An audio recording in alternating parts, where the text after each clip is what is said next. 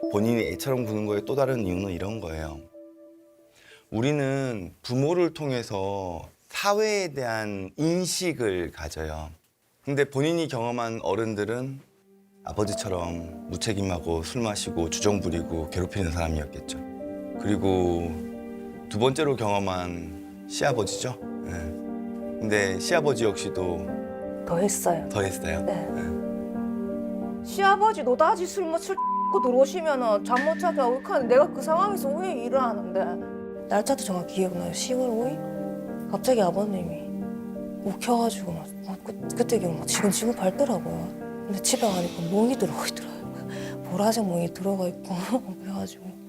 근데 본인이 그 시선으로 남편을 보고 있어요. 남편을 보고 있어요. 네, 그런 것 같더라고요. 남편을 보고 있으면요. 시댁 식구들도 보는 거 같고 아빠도 보는 거. 그래서 괴로워요. 근데 남편은 시아버지나 아버지랑 비슷한 행동을 해요? 한 번씩 욱하면 폭력 성향이 드러나거든요. 그럴 때 보면 아버님이랑 똑같은 거. 한 번씩 욱하면. 네. 항상은 아니네요, 그죠? 네. 주말에 쉴 땐 거의 잠만 잤거든요. 음. 근데 아버님은 그렇게 주말에 잠만 자더라고요. 근데 지금 여기서도 드러나는 게 뭐냐면 시아버지나 아버지랑 조금이라도 유사한 측면이 있으면 그거를 갖다 붙여서 아버지, 시아버지 같은 사람. 네, 거기서 화가 많이 나는 거예요. 그걸 뭐라고 하냐면 투사라 그래요. 본인이 가지고 있는 본인의 아버지에 대한 인상과 시아버지에 대한 인상을 남편한테 던져가지고 남편을 그렇게 바라보는 거야. 네, 그러니까 싫죠, 당연히. 근데 남편은 시아버지랑 아버지랑 달라요. 그러니까 남편 입장에서는 아버지처럼 안 되려고 부단히 노력하는 게 보여요, 내가 볼 땐. 근데 본인은 그걸 봐주지 않아. 뭐 복수심 뭐 그런 것도 있고. 중간중간 남편이 시아버지 같은 모습이 보인다 그랬죠. 남편을 살살살살 끌고가지고 시아버지 같은 행동을 하게 만드는 거예요, 본인이. 그거를 투사적 동일시라고 표현해요. 좀 더 어려운 표현으로. 그러면 뭘 바꿔야 되는지 알아요? 그냥 제 자신을 봐. 아니요. 남편하고 시아버지를 구분해서 봐야 돼요. 그게 제일 중요해요, 본인 인생에서. 네. 아버님하고 저희 아빠하고 투영해서 남편을 보고 있다는 그 말씀이 좀 많이 충격이었어요.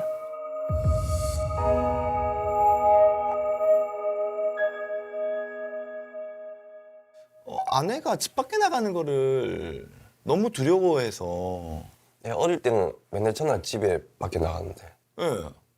언제부터 그런 것 같아요, 아내가? 집을 좀 장만하고 집을 장만하고 나서부터? 그 집에 계속 있는 거예요. 그러니까 저희 본가 동네이기 때문에 혹시나 아는 사람이 있을까 싶어서 그런 거야 싶어. 나가면 시아버지가 근처에 살아요? 5분 거리. 그것도 영향이 있겠네요. 그것도 영향이 예, 있겠네요. 볼 가능성은 거의 없지만은 예. 근데 트라우마라는 거는 사람으로 하여금 자꾸 그때 감정을 불러일으키기 때문에 그 공포가 같이 섞여 있을 수도 있겠네요. 그리고 시아버지가 근처에 사는 게 집 밖에 나가는 거를 두렵게 하는 원인일 수도 있나요? 저 아버님이 사시는 그 동네 내거리 거기는 좀 가는 게 좀 싫어요. 그리고 시누이가 사는 동네도 그렇고 그게 쭉 오래 사셔가지고 어머님하고 아버님하고 아시는 분들이 많아서. 정말 많아요. 네. 그쪽은 정말 가기가 싫어. 딱 보면 알아보니까요. 그분과 관련된 사람들한테 다 말하기 싫어요. 만나면 어떤 일이 생길 것 같아요? 근데 그냥 제가 며느리였으니까 그냥 안 좋게 볼 것 같아요. 안 좋게 볼 것 같아요. 네. 이건 뭐랑 비슷해지냐면요. 심해지면 망상이에요. 네, 걱정이 되게. 그럼 본인이 끊어내야 돼요. 이미 본인은 시아버지나 아버지 영역에서 벗어났어. 자유로워졌어. 근데 본인이 계속 다시 새 장으로 들어가. 네, 털어내고 싶은데 그게 잘 안 돼. 근데 그런 거에도 치료를 하려고 그러면 맞는 약들이 있어요. 본인 정신과 진료를 혹시 지금 받고 있나요? 네. 진료는 본인이 가나요? 원래 그때는 제가 직접 가고 그랬는데요. 제가 사실은 본인이 먹고 있는 약을 봤거든요. 네. 네. 지금 약 본인하고 안 맞아요. 그 이유가 뭔 것 같아요? 본인이 안 나가니까 본인이 진료를 가야죠. 본인 머리에서는 계속 남편을 시아버지로 바라보게 되는 생각들이 계속 끼어들어요. 근데 적어도 본인한테 맞는 약을 쓰게 되면 그런 필요하지 않은 생각들이 끼어드는 거를 줄일 수 있다고요. 물론 약이 다는 아니에요. 약이 다는 아니지만 그래도 본인한테는 일정 부분 필요해요.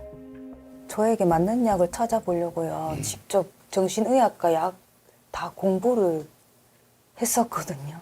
찾아서 바꿔도 보고 했는데 본인이? 네, 직접? 내가 직접 공부를 해서요. 아, 그래서 약이 산으로 갔구나. 그래요? 아니, 처방 의사에게 약은 약사에게 몰라요? 본인 진단명을 들은 적이 있어요? 처음엔 제가 조울증인 줄 알았거든요. 근데 그 의사쌤한테 물어보니까요. 저보고 경계선 성격장애 가깝다고 하더라고요. 아,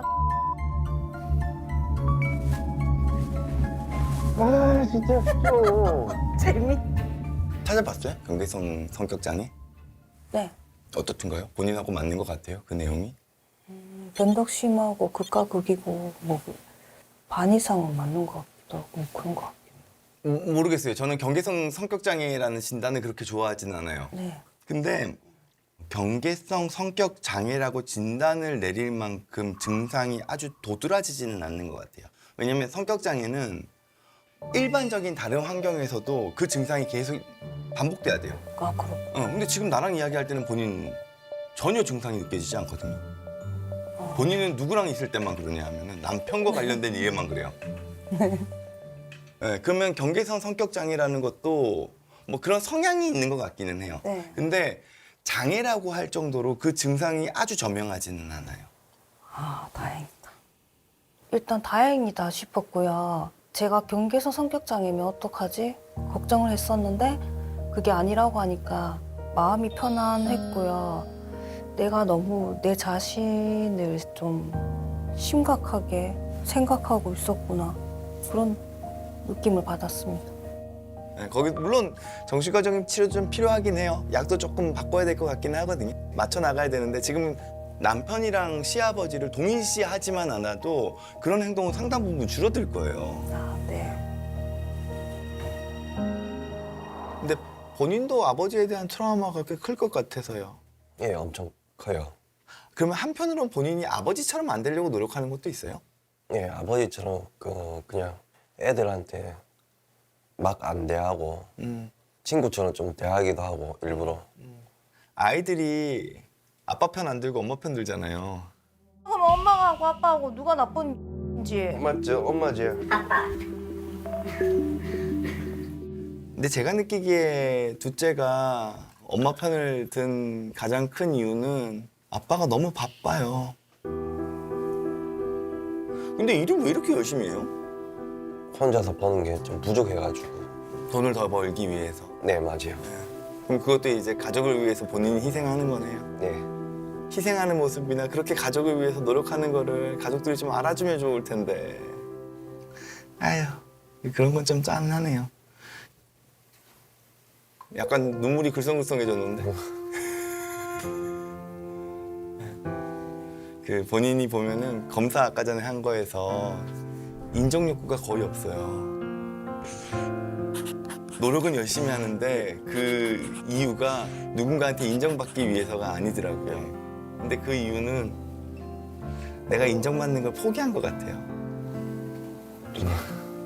어차피 뭐 아내나 애들은 아빠 인정 안 해줄 테니까 라고 생각하고, 근데 제가 보기에는 본인 진짜 열심히 살고 있어요.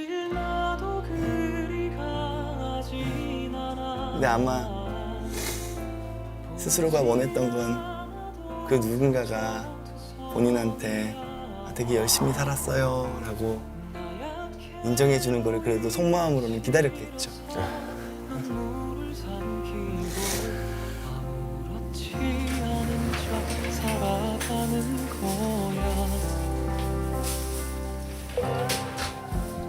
나를 사랑하는 당신이 나의 아픔을 마주하면 아유, 근데 보고 있으면 짠해.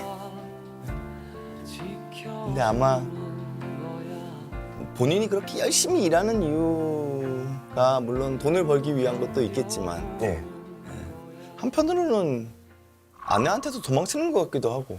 한 2% 10% 되면 그런 것도 있고 집에 가면 괴롭히니까. 아내 괴롭히고 잔소리도 하고 일부 잠들거나 그런 경우에 들어가기도 하고. 근데 아내는 또 남편을 필요로 하거든요. 남편을 되게 좋아해. 보면 애교도 부리고 이런 거 보면은 뭐 아침에 와가지고 노래도 부르고 그러더만요. 그러면은 남편하고의 관계만 잘 풀리면 딴 사람으로 바뀌겠죠. 그건 개선의 여지가 있는 거예요. 사실 두 분만은 제가 볼 땐 그렇게 이혼의 위기가 크지 않아요. 아마 시아버지한테 당한 것만 없었어도 두 분 그냥 같이 사셨을 거예요. 근데 시아버지 트라우마가 있는 거지. 네, 맞아요. 그거는 극복해야 돼요. 네. 네. 시아버지 인형을 한 개 따로 삽시다. 네. 지금 본인 계속 때리고 있는 인형이 잠만 보잖아요. 네. 근데 잠만보를 계속 때리는 이유는 남편이 집에 와서 계속 잠만 자기 때문이잖아. 그러면서 시아버지가 막 겹쳐 있고 네. 좀 괴물 같은 인형을 하나 사서 걔를 때려요. 근데 다만 중요한 거는 이 때리는 이 인형은 남편이 아니야. 시아버지야. 아, 그런 방법도 있고. 그러면서 머리 안으로 구분하는 거라고. 네. 좀 얼굴 표정이 달라진 것 같긴 한데 진짜. 들떠 있는 것 같아요.